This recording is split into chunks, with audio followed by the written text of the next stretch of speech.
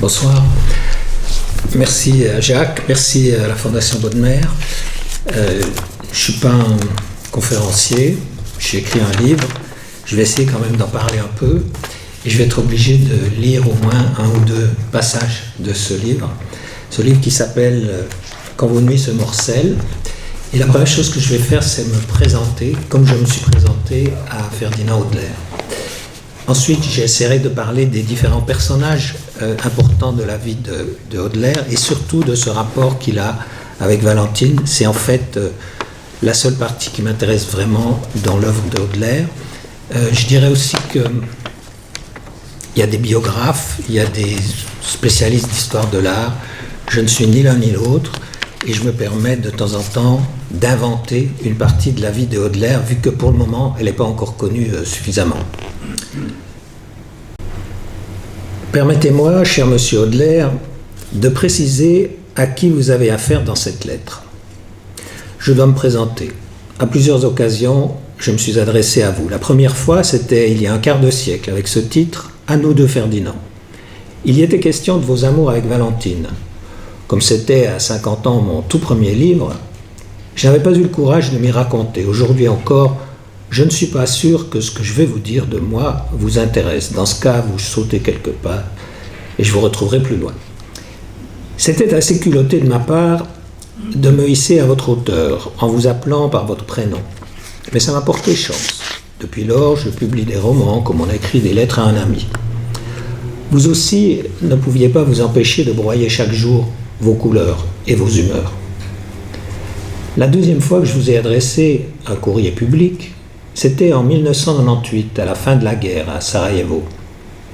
Discours en grande pompe pour la réouverture du musée national qui avait été bombardé. La conseillère fédérale, oui, monsieur Hodler, désormais elles sont conseillères fédérales, ne vous en déplaise, m'avait emmené dans son avion de notre gouvernement.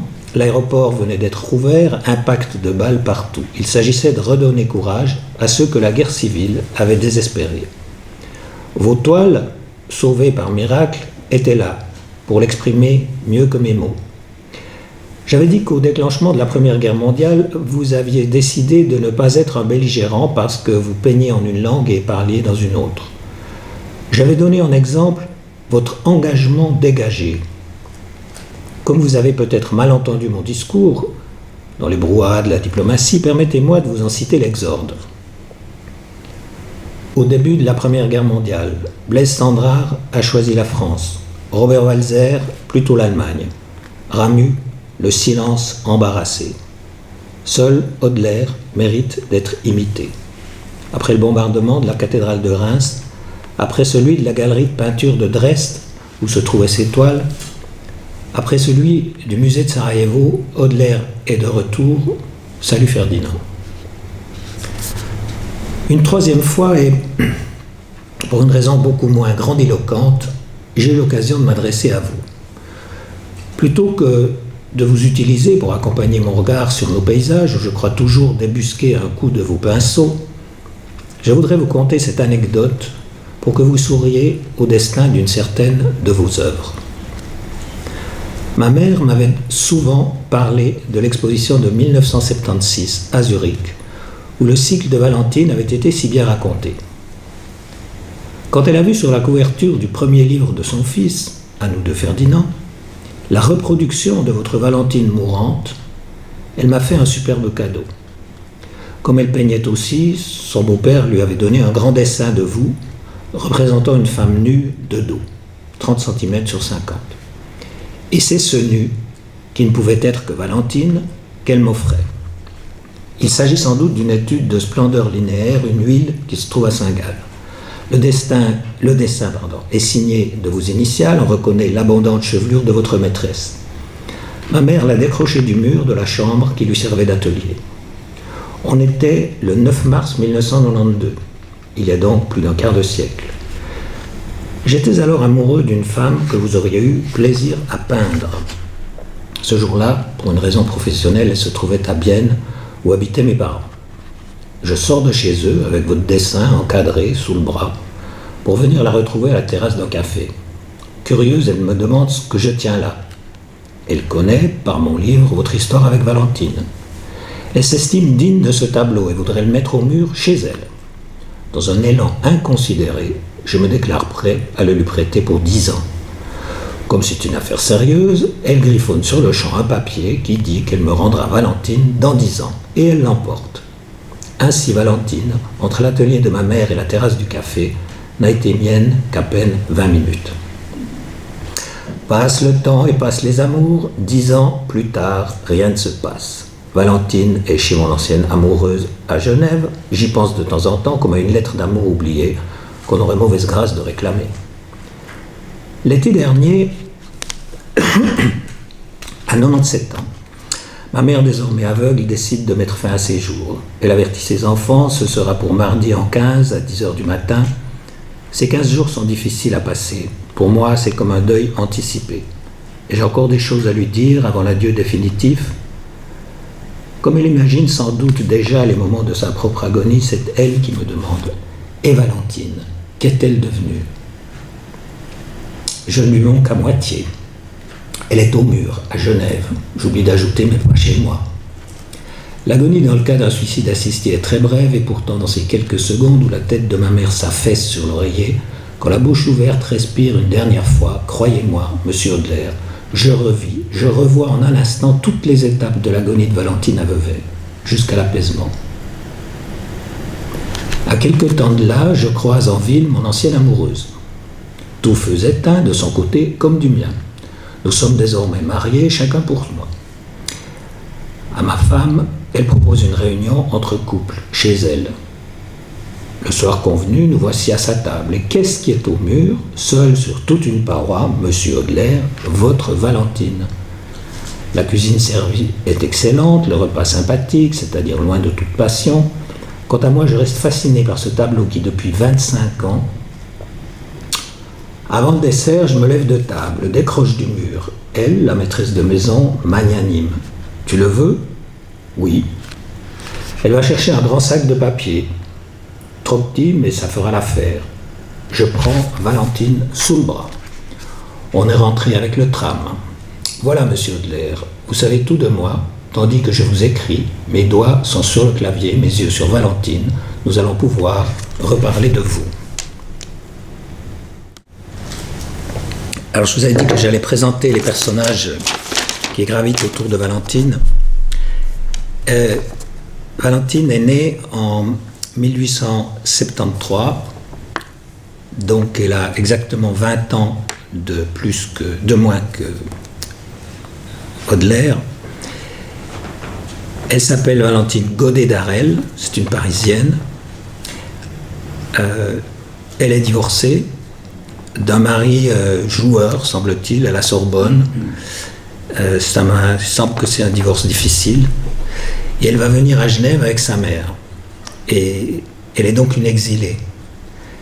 Et sa mère, qui reste chez elle, avec elle, qui vivra avec elle, qui connaîtra Audelaire, va mourir assez vite. Ça, c'est la femme principale dans la vie de Audelaire. Mais il y a eu d'autres femmes avant.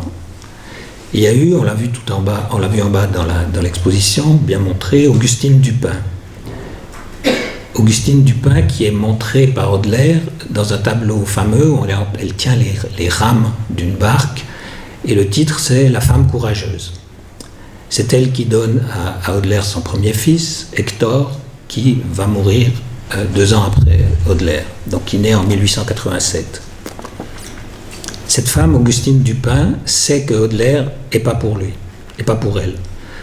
Elle le lui dit d'une manière très simple, et quand elle va mourir, en 1909, au moment où Audelaire connaît déjà Valentine, puisqu'il la rencontre en 1908, Audelaire va peindre cette femme sur son lit de mort.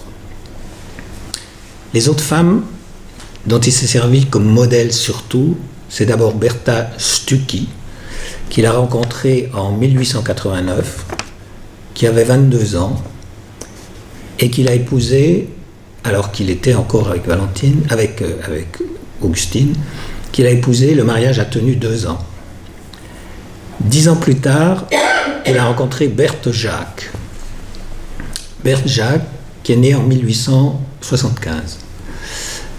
Ils se sont mariés en 1898, quand Berthe avait 23 ans, donc 10 ans après son premier mariage avec Bertha.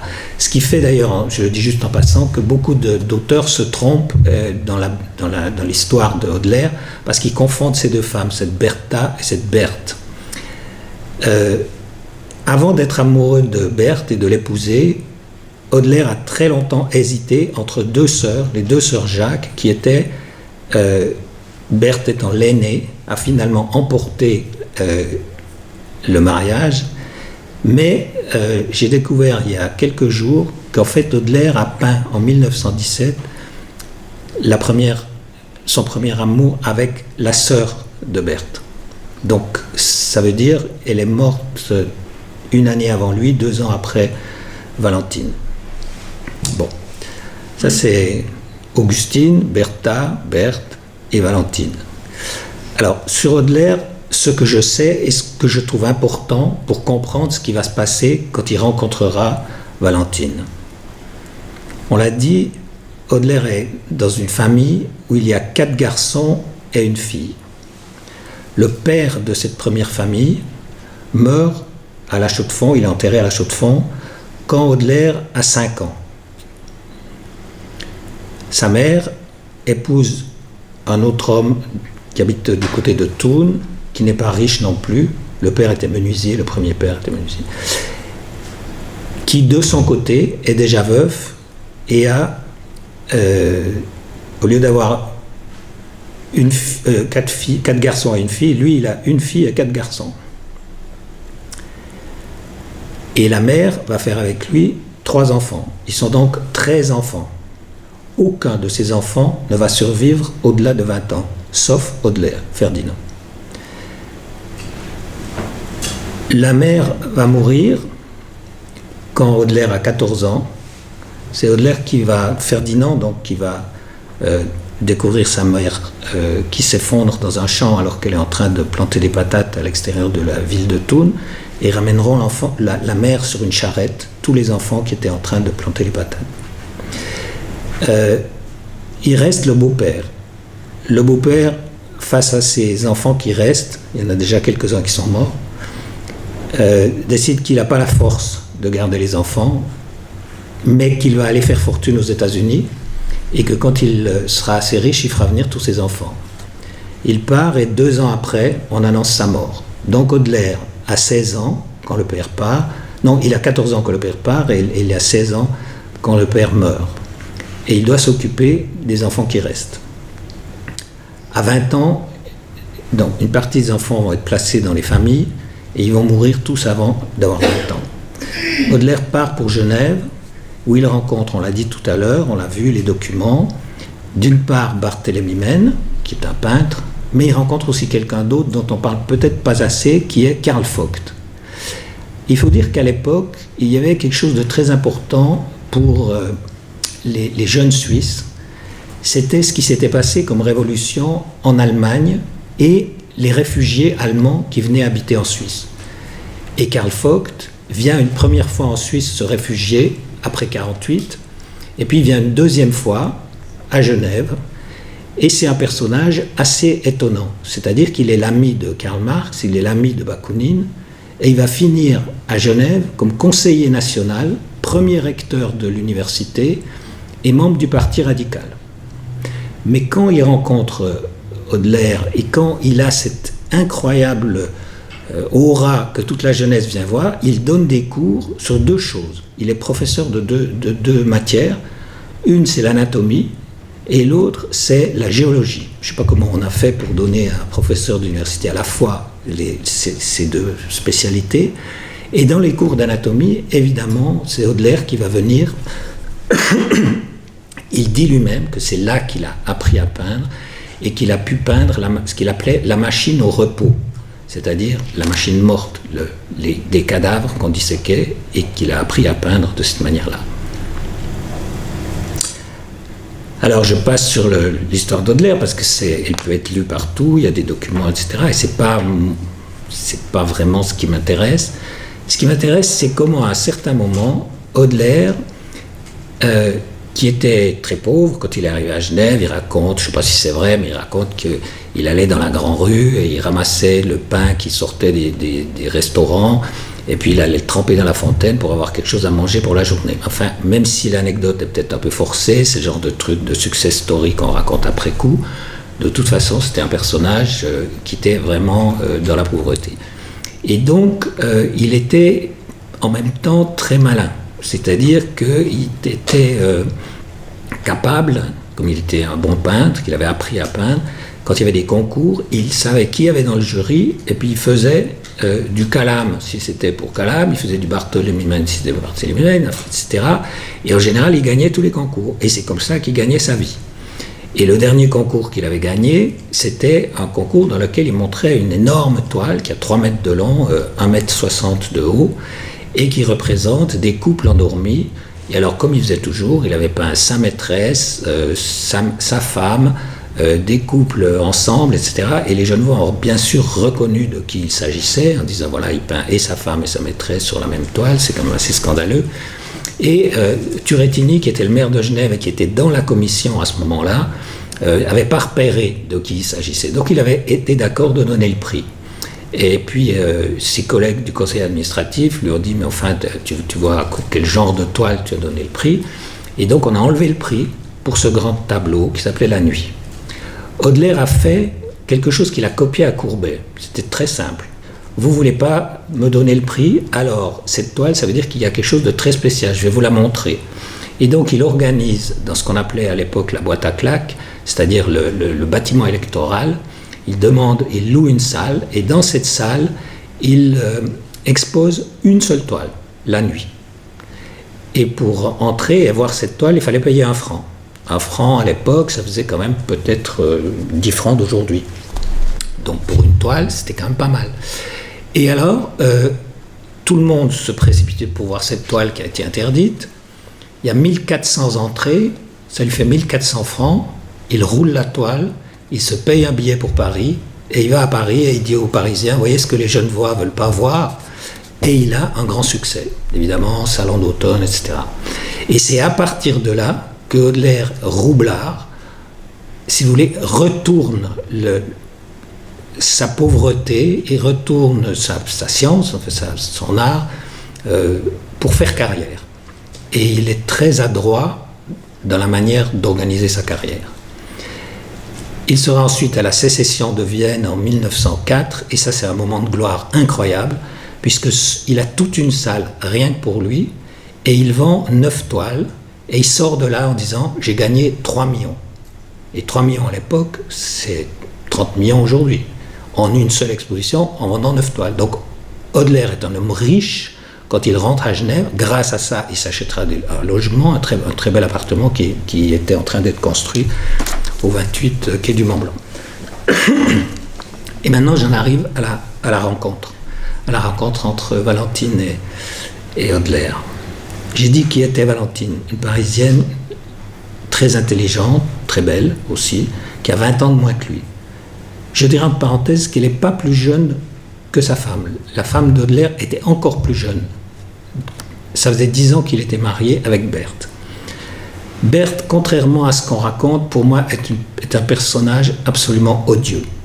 Et j'ai plusieurs témoignages qui me le montrent particulièrement. Même Bruchweiler m'a raconté, il était allé voir Berthe Hodler, qui a brûlé tout ce qui concernait Valentine, tout ce qu'elle pouvait détruire, et qui ne l'a pas laissé entrer chez lui en disant on ne laisse pas entrer les youpins. Donc elle était particulièrement antisémite. Mais elle avait d'autres qualités de ce type-là, c'est-à-dire que quand on a voulu publier certains livres, notamment ce livre de Mühlestein, qui montrait l'histoire de Hodler, qui avait été... c'était un jeune homme qui avait connu Hodler, qui lui avait raconté des tas de choses, qui avait publié un livre, et il voulait l'illustrer avec des dessins de Valentine, et elle l'interdisait. Il a fallu attendre 1980 pour qu'on puisse publier dans des livres, des biographies, ces livres-là. Grâce à Bruchweiler, une grande partie des choses ont été sauvées, mais s'il n'avait tenu qu'à Berthe Hodler, ça serait encore bien pire. Alors, il y a la rencontre. Et c'est une rencontre incroyable, c'est celle-là que j'essaie de documenter dans mon petit livre. Parce que pour moi, l'amour naît d'une différence. C'est-à-dire, ils sont tellement différents l'un et l'autre.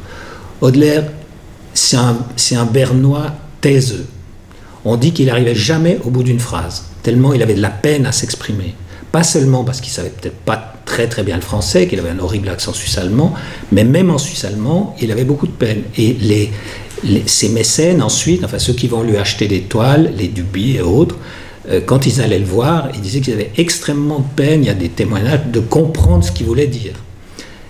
En face de lui, c'est une Parisienne qui parle bien, qui est la femme d'un professeur de la Sorbonne, mais qui est aussi la fille d'un professeur de français au lycée Louis-le-Grand.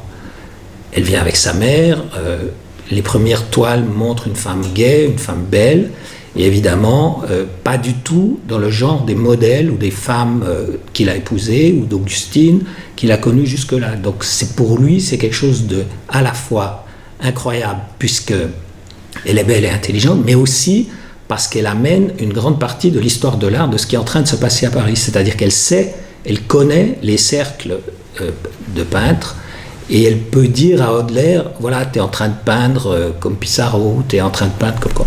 Et donc, je pense, c'est pour ça, c'est là que commence peut-être le rêve de l'auteur, c'est-à-dire je pense qu'effectivement, c'est un rapport comme il a eu nulle part avant. 1908, il la connaît, et là, il y a une date qui tombe bien. En fait, le 13 novembre, comme aujourd'hui, le 13 novembre 2013, il y a 105 ans, naît Paulette, qui est la fille de leurs amours. Et au moment où elle a les premières consultations prénatales, donc au mois de mai 1913, on s'aperçoit qu'elle a un cancer des ovaires et elle va quand même accoucher. Et depuis ce moment-là, elle ne va pas se relever.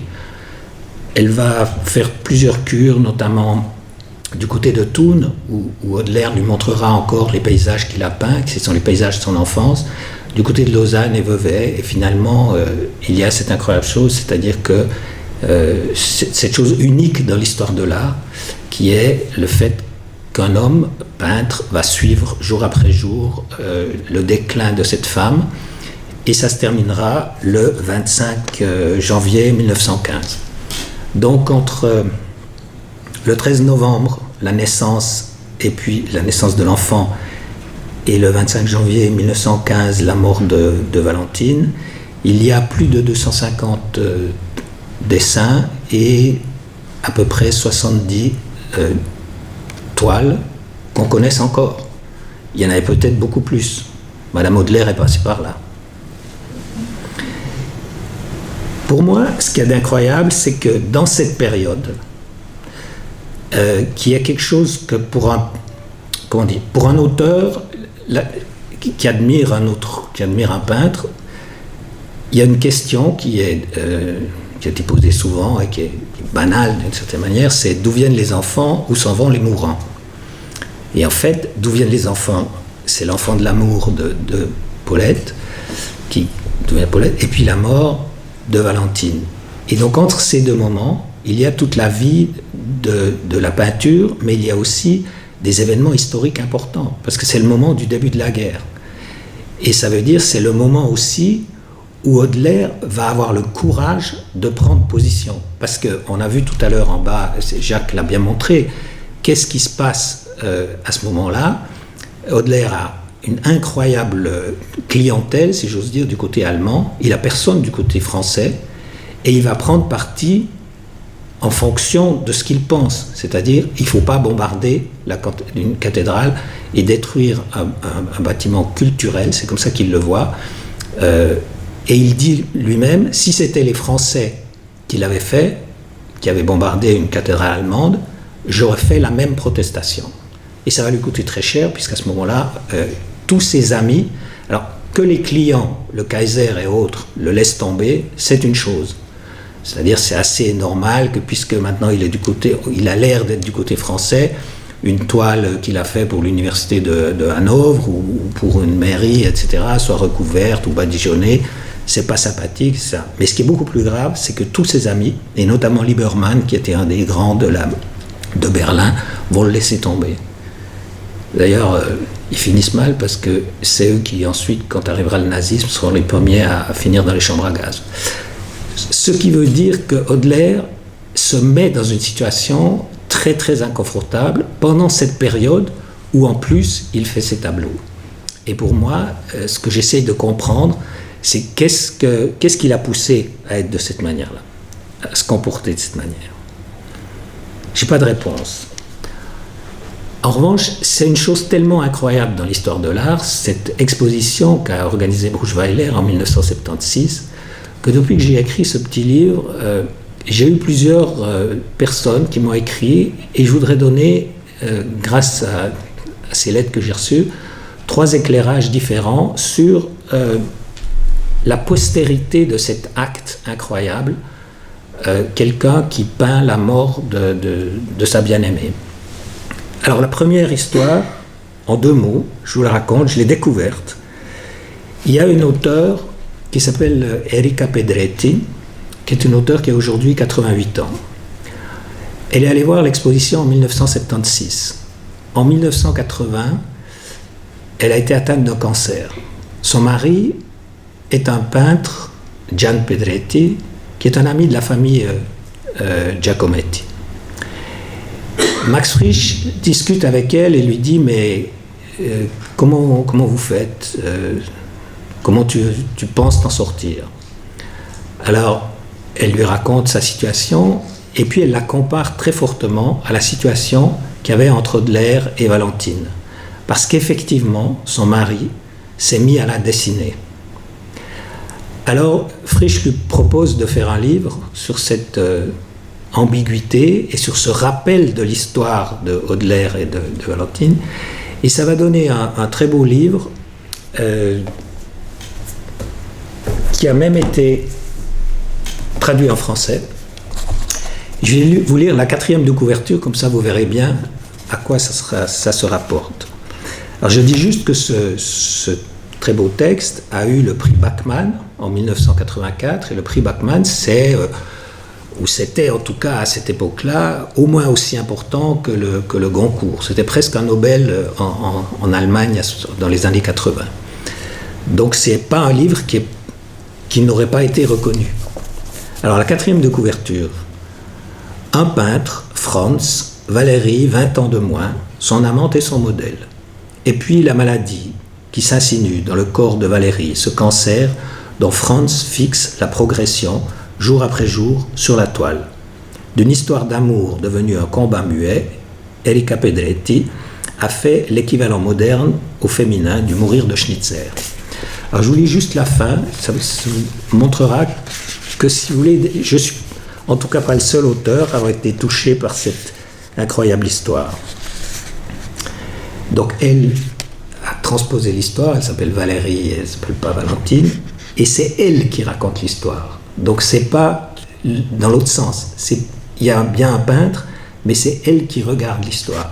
Et elle dit « Valérie ne peut pas détourner son regard de Franz. Il lui semble qu'à chaque coup de crayon, il lui arrache un fragment de sa surface, sa peau, morceau après morceau, un morceau de sa vie. Je ne suis plus à présent ce que j'étais ce matin. Sans voir la feuille, je sais que je me transforme, que mon apparence s'écarte d'heure en heure du dessin qu'il a fait. Et il le sait aussi, et continue à dessiner, évoquer l'essence de celui qu'on représente dans ce qu'il a d'inconditionnel. Quel est cet homme qui doit tout enregistrer, tout rendre visible, comme si, de la sorte, je ne disparaissais pas à tout jamais pour lui. Ce qui lui importe, ce sont ses tableaux, mon œuvre aux mesures de mon expérience, de mon cœur et de mon esprit. Il ne veut faire illusion ni à lui-même, ni à ceux qui regardent. Il veut survivre. » Voilà. Alors ça, c'est un auteur qui a été touché par cette histoire. Il y en a un deuxième, je n'ai pas amené le livre, mais je l'avais repéré une fois dans une librairie parce qu'il a en couverture à peu près la même couverture que celle que j'ai mise sur Quand vos nuits se morcellent. Et c'est Thomas Surliman.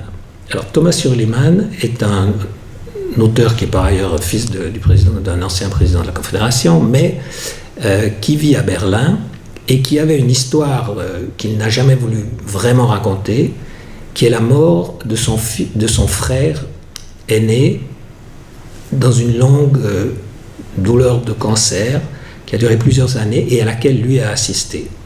Et donc à 40 ans, en 1990, il a écrit un livre qui s'appelle Die Tessinerin, où il a retravaillé cette histoire d'une autre manière, mais en fait, c'est lui racontant l'histoire de la mort de son frère. Voilà. Alors ça, c'est, si j'ose dire, c'est une certaine empathie par rapport à ce qu'on découvre quand on va regarder ces tableaux et on se dit, bon, ben, je ne suis pas le seul à avoir trouvé ça extraordinaire. En revanche, il y a eu aussi des polémiques. Après le moment où, en 1976, il y a eu cette exposition, et une de ces polémiques, je vais peut-être vous lire ça, j'ai pas besoin de raconter grand-chose, je vais vous lire le chapitre que je lui consacre. C'est une dame qui s'appelle Madame B dans mon histoire. Vous allez comprendre pourquoi, parce qu'il y a Monsieur B aussi. Alors je m'adresse toujours à Hodler. Dans la centaine d'années qui s'écouleront après votre mort, vous n'aurez pas que des admirateurs comme moi. En 1992, Madame Bronfen fera votre procès avec une assurance toute universitaire dans un livre, Over Her Dead Body. Elle vous accusera, vous et quelques autres artistes masculins, d'être passés par-dessus le corps de la femme que vous prétendiez aimer. Vous ne nous auriez jamais donné à voir la souffrance de Valentine, vous vous seriez servi d'elle pour parler de vous et de votre peur de mourir. Pour vous traiter de voyeur, elle vous balancera pêle-mêle à la tête tous les livres qu'elle aura pu lire, de Derrida à Barthes, en passant par Blanchot, Girard et Maître Lacan. Tous partageraient son jugement sans appel, vous niez le corps de la femme, la transformez en objet. Le pauvre Bruchweiler, votre ami posthume, qui a eu le malheur d'organiser l'exposition consacrée à votre cycle autour de Valentine, sera violemment pris à partie. Il aurait marqué son antiféminisme en appelant son exposition Ferdinand Hodler et Valentine Godet-Darel, au lieu de Valentine Godet-Darel et Ferdinand Hodler. Pire encore, en parlant de un peintre devant l'amour et la mort, il aurait contribué à diffuser votre vision des choses, le peintre étant le sujet, Valentine l'objet qui meurt. Cette analyse mesquine ne servira pas à la cause des gender studies qui réviseront à juste titre une série de clichés que nous, les hommes, avons à propos des femmes. Je suis prêt à reconnaître que vos figures de mâles guerriers provoquent chez moi un malaise certain. J'imagine bien le genre de préjugés que vous pouviez avoir à propos des femmes. Les miens aussi ont la vie dure. Quand je lirai Madame Bronfen, professeure à l'université de Zurich, j'hésiterai entre plusieurs reproches. Son manque de soin dans la recherche ou son parti pris aveuglé. Ne sait-elle pas que le premier mort que vous avez peint n'était pas une femme mais un valet de ferme? Ignore-t-elle que vous avez peint Augustine mourante, la mère de votre fils unique? Personne ne lui a-t-il fait remarquer que Valentine n'était pas qu'une maîtresse, mais la mère de votre fille Paulette? À l'entendre, on dirait que vous aviez installé Valentine dans votre atelier en lui demandant de poser en mourante, alors que vous faisiez chaque jour plusieurs heures de train pour lui rendre visite, alors que vous notiez avec soin l'avancement d'un mal que vous saviez incurable, alors que vous, peintre et pas médecin ni pasteur, n'aviez pas d'autre moyen de manifester votre empathie. Quant à la mort qui vous ferait peur et qui vous obligerait à vous cacher derrière la mise en scène de celle de Valentine, il me semble que celle très précoce de vos parents et de tous vos frères et sœurs vous y a préparé bien avant la maladie de Valentine. Si tant de gens, et au moins autant de femmes que d'hommes, sont bouleversés à la vue de ces images, ce n'est pas d'y trouver la transformation du corps de la femme en objet esthétique, mais parce que cette transformation, vécue par les deux amants, documentée par celui qui survit, raconte non pas la mort, mais la force d'un amour qui sait sa finitude. Juste avant de... Alors, je saute un bout là. Monsieur Hodler, je ne vous laisserai pas... Monsieur Hodler, je ne vous laisserai pas liquider par la médisance. Il ne faut pas que vos détracteurs racontent de l'extérieur et avec de nombreux contresens cette expérience terrible qui a tout changé, votre art et le cours de votre vie. Voilà, ça c'était pour la postérité. Si j'ai encore 2 minutes, je voudrais encore vous dire les questions que j'ai peut-être pas résolues dans ce livre et que je continue de me poser par rapport à cette manière qu'a eu Hodler pendant, en tout cas, entre le moment de la naissance de Paulette et la mort de sa maîtresse, de se mettre à peindre. Et j'ai trouvé, grâce à une amie qui me l'avait signalé, un texte de Edward Said. Edward Said est un intellectuel qui est né à Jérusalem et mort à New York et qui a développé toute une série de réflexions sur ce qu'il appelle le style tardif. Alors, le style tardif, en deux mots pour lui, ça veut dire un auteur arrive, qu'il soit peintre, qu'il soit musicien, qu'il soit plasticien, arrive à une certaine époque de sa vie où il se rend compte que sa vie est en train de prendre fin. C'est ce qu'il appelle la troisième phase de la vie d'un artiste. Et donc, il peut se poser la question de savoir est-ce que le style que j'utilise, est-ce que la manière que j'ai de m'exprimer, est-ce que ce que j'ai encore à dire, je dois le dire d'une nouvelle façon, ou bien est-ce que je dois aller au fond de ma propre façon. Et dans le cas de Hodler, c'est pour moi très clair que Hodler s'est posé, on l'a dit tout à l'heure, le problème du cubisme, le problème de l'abstraction. C'est-à-dire, il savait ce qui était en train de se passer dans la peinture, et quand il arrive, donc on est là dans les années 13, Sonia Delaunay, la toile, c'est la toile qu'on considère comme la grande toile abstraite, c'est 1913, le cubisme c'est 1912, 1914. Donc il sait ce qui se passe. Et qu'est-ce qu'il fait? Il reste dans sa propre ligne, mais il va jusqu'au bout. Alors je lis deux mots de Saïd, comment il définit ça. Il en parle notamment à propos de Beethoven, il en parle même à propos de Mozart. Donc Così fan tutte, alors que Mozart est mort très jeune, mais Mozart, dit-il, avait la conscience de la situation dans laquelle il se trouvait par rapport à la Vienne de l'époque. Il raconte aussi d'autres, des peintres, des écrivains ou même des cinéastes comme le vieux Visconti qui tourne Le Guépard. Et pour lui, pour Saïd, c'est là que ça passe. Alors je veux juste dire que ce livre, donc, qui s'appelle Le style tardif, il y a une ambiguïté, enfin il y a une ironie du sort, c'est que en fait il n'a pas pu le publier, Saïd. C'est sa femme qui l'a publié parce qu'il était justement en train de mourir et de faire la théorie du style tardif. Donc d'où ce que je vais vous lire. J'en arrive enfin à l'exposé de la troisième et dernière grande problématique, donc c'est la troisième époque de la vie, à laquelle, pour des raisons personnelles et évidentes, je m'attache ici. La période tardive, ou la phase ultime de la vie, la dégradation physique, l'apparition soudaine de problèmes de santé ou l'émergence de divers autres facteurs qui, même chez une personne plus jeune, rendent envisageable l'éventualité d'une mort prématurée. J'évoquerai ici un certain nombre d'artistes célèbres pour tenter de montrer comment leur œuvre et leurs pensées, alors même qu'ils sont parvenus presque au terme de leur existence, s'expriment dans un idiome nouveau que je qualifierai désormais de style tardif. Et je vous lis un peu plus loin encore. Nous rencontrons cette notion communément admise comme étant caractéristique de l'âge et de la sagesse dans un certain nombre d'œuvres ultimes qui reflètent une maturité particulière, un esprit nouveau de réconciliation et de sérénité, lequel trouve fréquemment à s'exprimer sous la forme d'une miraculeuse transfiguration de la réalité la plus banale. Voilà, c'est un petit hommage à Saïd, et je pense que si on regarde ce qu'il y a à ce moment-là chez Hodler, qui abandonne beaucoup de choses dans sa peinture, comme tout ce qui est anecdotique, qui commence des paysages extraordinaires. Il y aurait une histoire de l'art il y aurait pour les historiens de l'art, à mon avis, un grand champ d'études pour montrer pourquoi Hodler se hisse, pourquoi aujourd'hui, finalement, il a tenu le coup.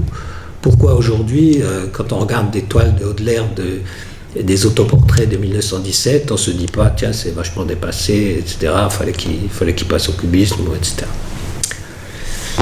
Alors, il me reste une dernière chose, avant de vous... Enfin, je voulais lire un dernier passage pour montrer que c'est quand même pas qu'une histoire triste.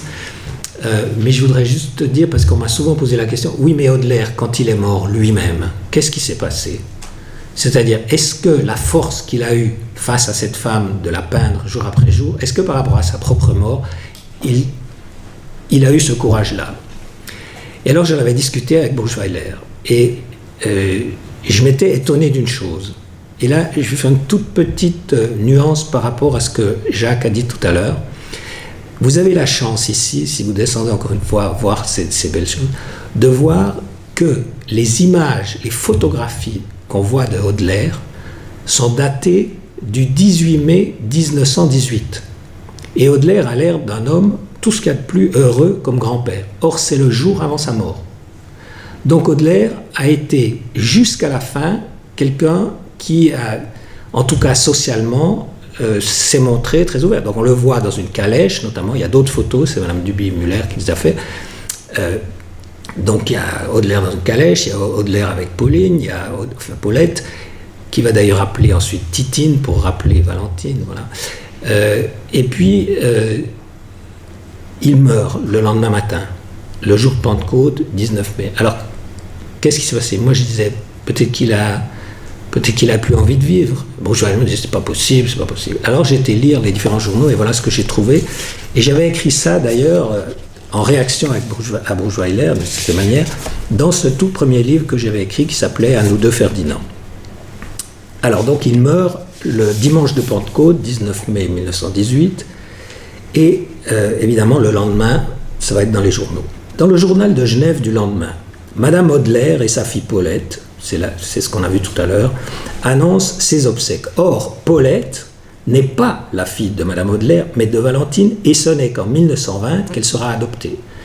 Et là, il y a toute une histoire d'héritage qui est fort importante, c'est-à-dire que c'est la fille qui avait hérité, et en l'adoptant, Madame Audelaire ramassait une partie du paquet.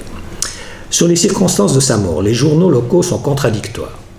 Le journal de Genève écrit, je cite, « Ferdinand Audelaire est mort à 9h du matin, il s'était levé comme d'habitude, un malaise l'a frappé, il s'est recouché, c'était la fin. » La Suisse, c'était un journal qui existait à l'époque, la Suisse en revanche écrit, citation, « Il s'est endormi hier matin dans ce fauteuil où il a passé depuis 3 mois des heures bien pénibles, il était fatigué, il s'est assis, s'est assoupi, et ce n'est qu'à 11h, ne le voyant pas s'éveiller, que ceux-là même qui surveillaient ce sommeil s'aperçurent que c'était le dernier. Pour les uns, donc, il est mort couché, pour les autres, assis. Enfin, la tribune de Genève. On lit. Citation. « Il est tombé debout. Blessé, il a combattu jusqu'à dernière heure, égal à ce héros de Marignan qu'il a immortalisé. » À son enterrement, citation, « Le corbillard de première classe tiré par 4 chevaux carapassonnés était chargé de couronnes et de palmes. 4 conseillers d'État assistaient à ce deuil national. » Quelques jours plus tard, le 29 mai, la patrie suisse écrit « C'est bien l'art suisse et nul autre que sa mort met en deuil. » Donc c'est la récupération de l'air. Et dans la semaine littéraire du 1er juin, le pompeux Robert de Trat croit conclure « L'œuvre entre maintenant dans la paix glorieuse des musées. » Tandis que la Suisse officielle embaume son cadavre, les amis de Audelaire essaient déjà de le défendre contre une fausse légende. Paul Seipel, dans le journal de Genève du 23 mai, donc tout de suite après une semaine, écrit très justement « Audelaire n'a jamais été le robuste lansquenet bernois dont on a parlé. Il était nerveux, sensitif et renfermé. » Et Guillaume Apollinaire, mort la même année, ne parle pas d'art national dans le Mercure de France de juin, mais simplement de Audelaire, un des plus grands peintres de cette époque. Alors si j'ai encore 2 minutes, je voudrais,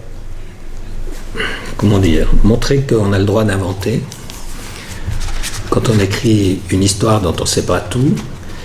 Et j'ai écrit une petite partie des rapports entre elle et lui, donc entre Valentine et Ferdinand, que j'ai appelé la gaieté. Et ça sera ma conclusion. La Parisienne vous avait interdit de faire le rabat-joie par des propos sur le temps qui passe et tout ce qui pourrait un jour troubler le sourire des amants. Elle voulait entre vous la gaieté perpétuelle. Elle était celle que vous aviez peinte en femme joyeuse.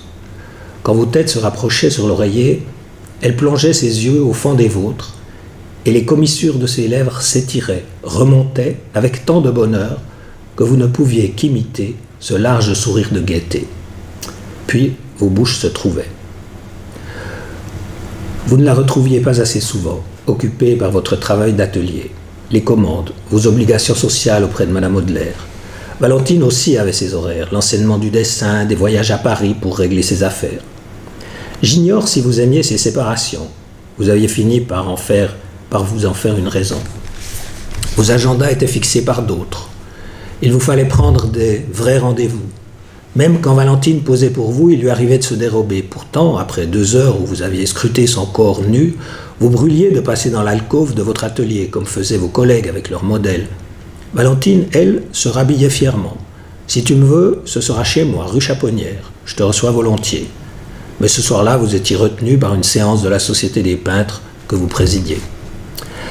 L'avantage de cette situation, si je puis dire, vous n'avez jamais été saturé par sa présence. Vous ne saurez pas l'ennui d'une rencontre qui se prolonge quand on a l'impression de s'être tout dit, d'avoir fait le tour et qu'on voudrait se consacrer à autre chose. Vous avez eu la chance de la rareté. Plus tard, une fois déclarée la maladie de Valentine, vous passiez de longues heures à son chevet. Vous saviez que le temps vous était compté, non pas à la petite durée journalière, mais le temps de vie lucide. Et quand ce temps de grâce a pris fin, quand elle n'a plus bougé au fond de son lit, vous avez compris que vos nuits communes, mais intermittentes, ne se rejoindraient plus. Ne restaient que vos lettres, échangées, les portraits que vous aviez faits d'elle. Valentine avait raison de dire que dans l'amour, vous n'aviez d'âge ni l'un ni l'autre, et plus tard. Elle écartait les questions d'un rire, mais l'évidence demeurait. Vous ne formiez pas un couple, chacun donnait à l'autre l'élan pour la vie quotidienne. Une journée sans un signe d'elle et vous étiez perdu, guettant pour le lendemain une visite impromptue à votre atelier, un mot d'elle dans votre boîte aux lettres. Vous demandiez à la femme de ménage de descendre 2 étages dès que vous pensiez que le facteur était passé. Madame Audelaire faisait mine de ne pas comprendre. « Voyons, Ferdinand, le courrier peut attendre. » Qu'en savait-elle, cette bourgeoise, parvenue, avec qui vous étiez marié depuis tant d'années, qui avait posé pour vous, mais jamais nue? Vous aviez été pris quelque temps de Madame Audelaire, puis de moins en moins, au fur et à mesure qu'elle jouait son rôle d'épouse sans enfant, soucieuse de la promotion de son mari. Dans la bonne société genevoise, on dira « Depuis que Monsieur Audelaire n'y est plus, sa femme a mis sa palette de peinture sur son visage. » Et quand la femme de ménage vous apportait enfin la lettre de Valentine, vous aviez ce comportement infantile qui consiste à donner un baiser à l'enveloppe avant de l'ouvrir. Gaminerie, Monsieur Audelaire. Tant d'histoires pour 3 lignes que la Parisienne traçait de son écriture régulière, presque scolaire, commençant par « Mon cher Ferdinand » et se terminant par « Je t'envoie de chauds baisers ». Tout ça pour une anecdote de sa vie parisienne, un souci de voyageuse mal assise, une tendre pensée déguisée sous une formule de politesse. Il arrivait que ces lettres soient graves. Elle disait qu'avant de vous connaître, elle n'avait que peu de considération pour les femmes qui avaient une liaison durable avec un homme beaucoup plus âgé qu'elle. Elle y voyait un signe de leur immaturité, de leur manque d'indépendance, une forme de domination. Elle croyait que les hommes aimaient les femmes plus jeunes par vanité. Elle vous l'avait dit quand vous aviez commencé à lui faire la cour. Elle avait dû réviser son jugement, se rendre compte de sa fragilité. Vous aviez mis Valentine sur un piédestal, peut-être même un nuage. Voyons, Monsieur Audelaire, après tant de femmes dans vos lits, tant de chairs nues recopiées sur vos carnets, vos cahiers, vos toiles, vous séduisiez vos modèles, mais aviez des principes. Vous preniez garde d'éviter de vous retrouver père d'un enfant dont vous pourriez être le grand-père. Et maintenant, il vous semble que cette belle théorie ne vous a servi qu'à attendre le jour où vous verriez Valentine. Voilà.